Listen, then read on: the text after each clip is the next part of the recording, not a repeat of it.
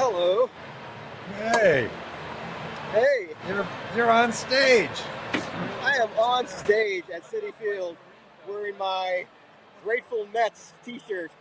Probably a bootleg, probably a double copyright infringement, but we saw Bobby on stage wearing a lot shirt the other day, so all hell is broken loose as far as enforcement is concerned. Anyway, so happy to be here in my home borough, my beloved city, seeing this beloved band.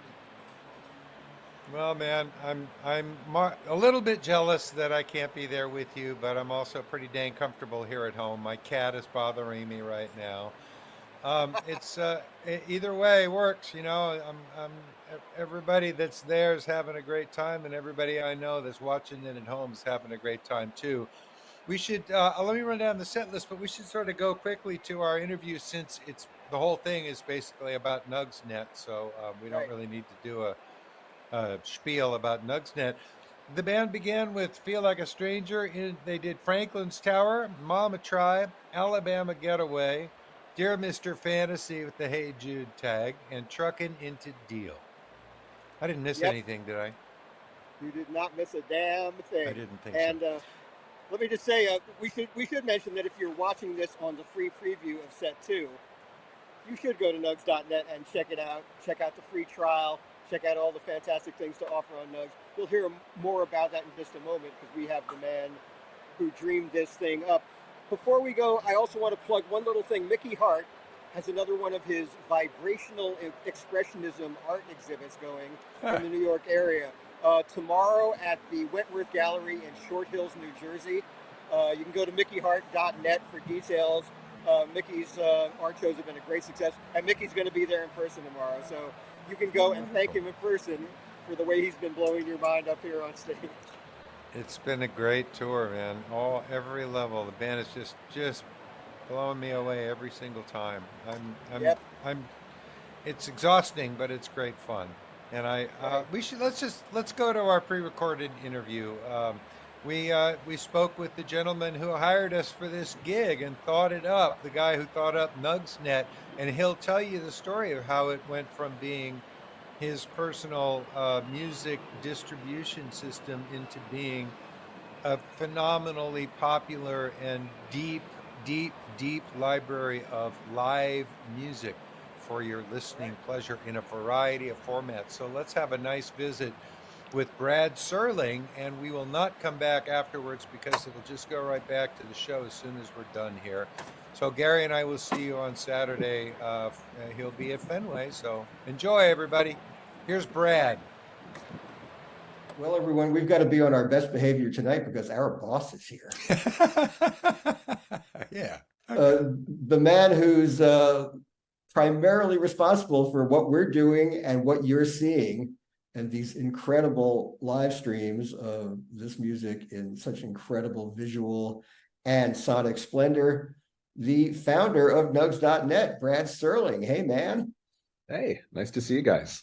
Dude, I can't praise your work enough. The feed has been just so amazing as because I'm working for you. I've seen every show on this tour and the audio and video have been spectacular. It seems like whoever's calling the camera work this time is very musical. It's just great.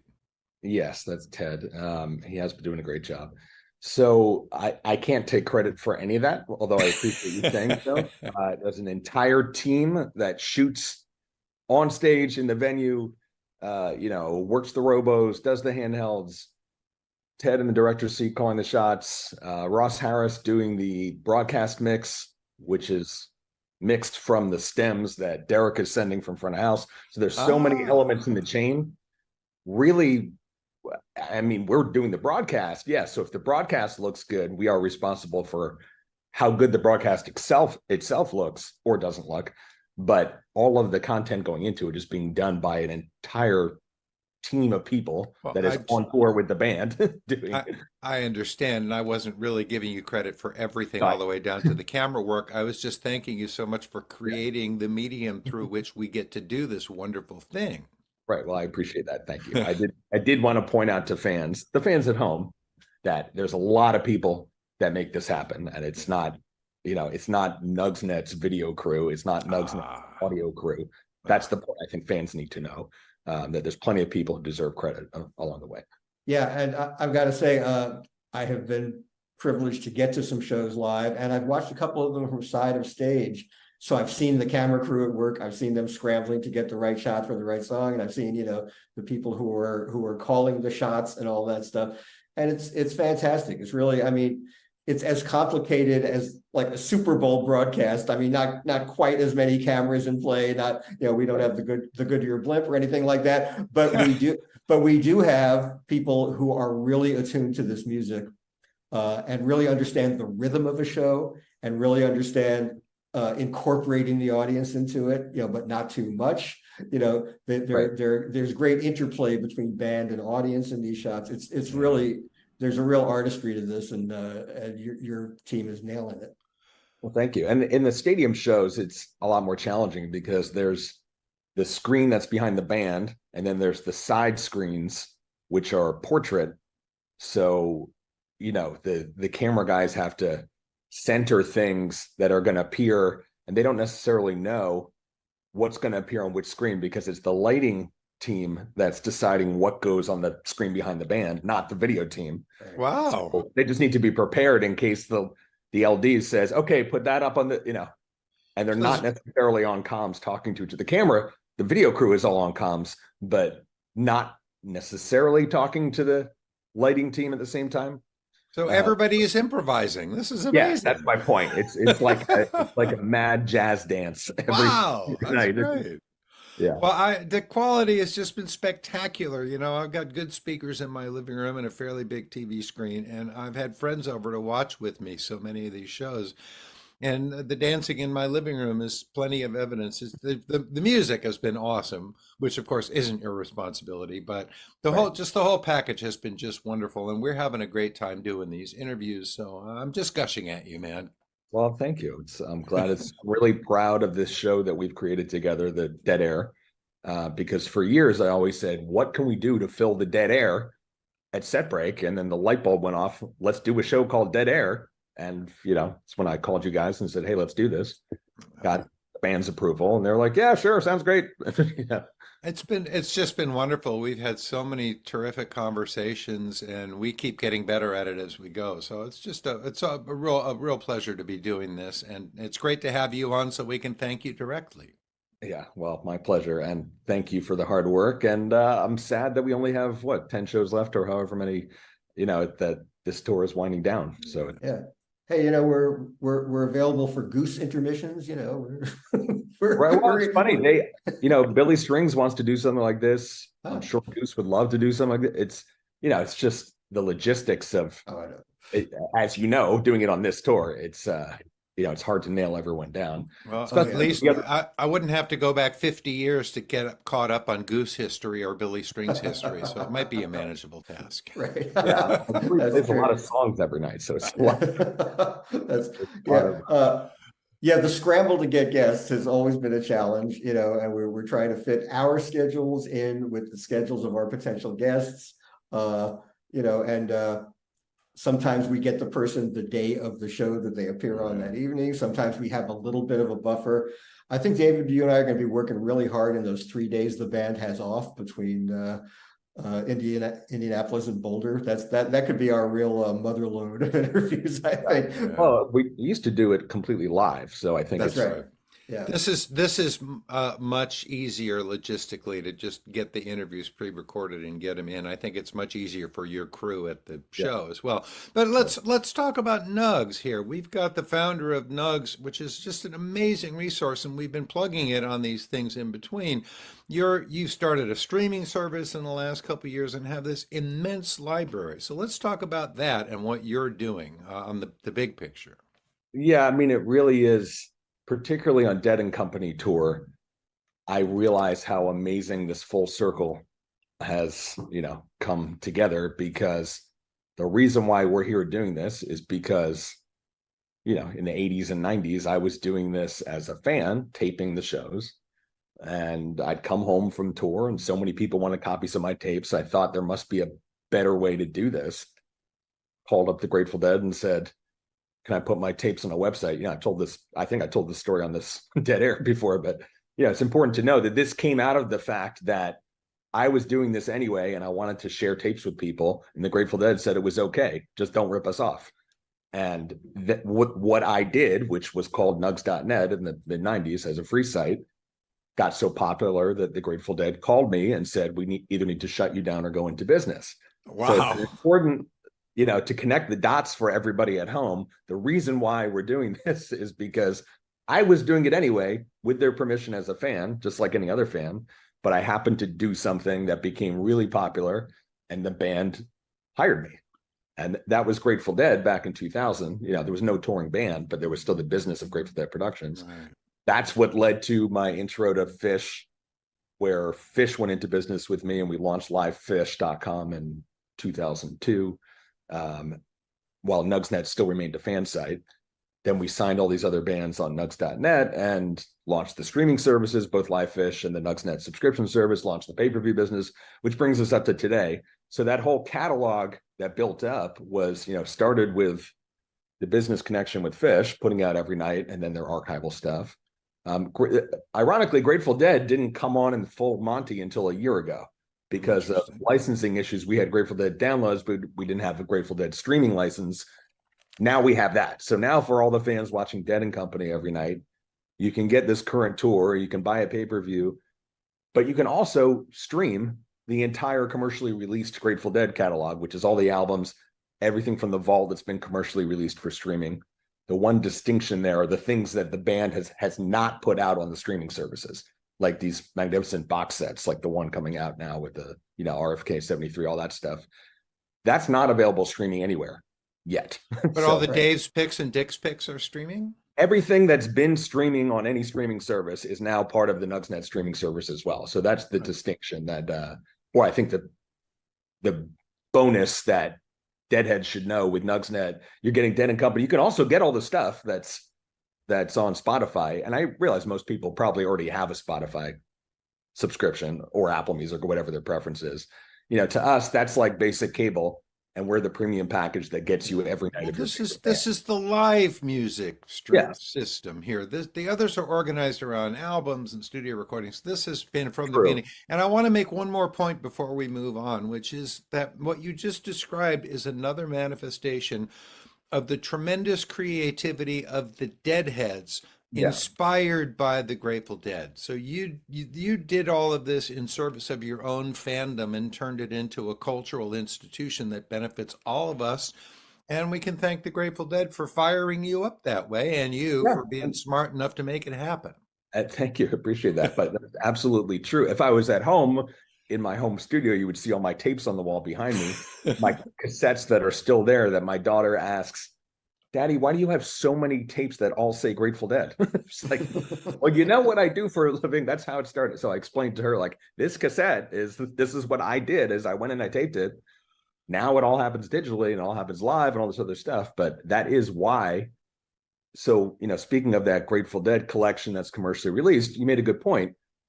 On Nugsnet, you can actually go to Spring 77 and go show by show and listen to the shows as they were performed for whatever's been released. That is a very important distinction, because I would challenge you on Spotify or any other service to actually find a Grateful Dead show by the date. It's very difficult because they're all by whatever album title or release date that recording of the show was released.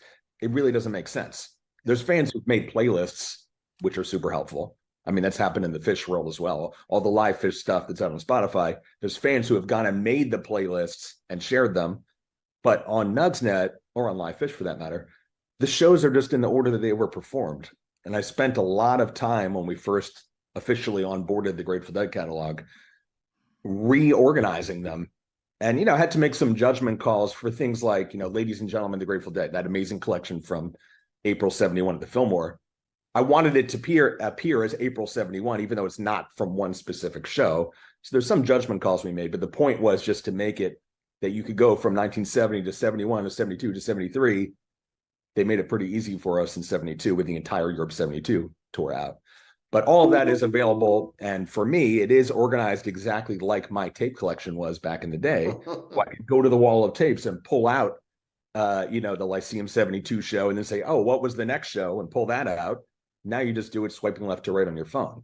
So to me, that was the thrill of, and the technology's finally caught up with the passion that you can sit here with your phone and you can flip around and listen to every show and see how a song like Tennessee Jet evolved from 71 to 72 to, Do you know how, well, it goes without saying that for guys like me, having such convenient access to so much of the musical history is just a wonderful tool for research, not to mention recreation. yeah, You know, you want to, and people take this music so seriously. So if you want to do that, like yeah, trace the evolution of Tennessee Jet or the five different rearrangements that Bobby did of Minglewood over the years. You can sort of right. take a linear sample through the archive. That's a wonderful feature. And also hearing different instrumentations. What guitar was Jerry playing on? But which we haven't gone to that level yet. I hope to eventually add that where it has the actual instrument. So this is Are when you serious? we haven't done it yet, but that's something that Damn. very first time I met David Lemieux, that's a project we talked about. Hey, wouldn't it be cool if we were able to stream all these and have all this stuff? And hasn't happened yet, but that's something I would hope to do. I also want to do it in Fish World of, which guitar Trey was playing, which Languedoc, and what speaker. That's great. So even getting into effects and, Yeah, one of the things I miss primarily about old school music acquisition is liner notes and annotation, and and the fact that you can dive a little deeper, and I'm hoping maybe that's the next evolutionary step for streaming music, that you'll be able to click on a link and get the deeper story of things. But like classical music of which, yeah, only who was the conductor and who was in the orchestra, yeah, but what size was the orchestra, which version of which movement of whatever, that's what we hope to do in Grateful Dead world. I mean, you could dive into just Dark Stars and do, like when you were going through every Dark Star to decide what the best one was. I don't remember, something you did about all the different Dark Stars.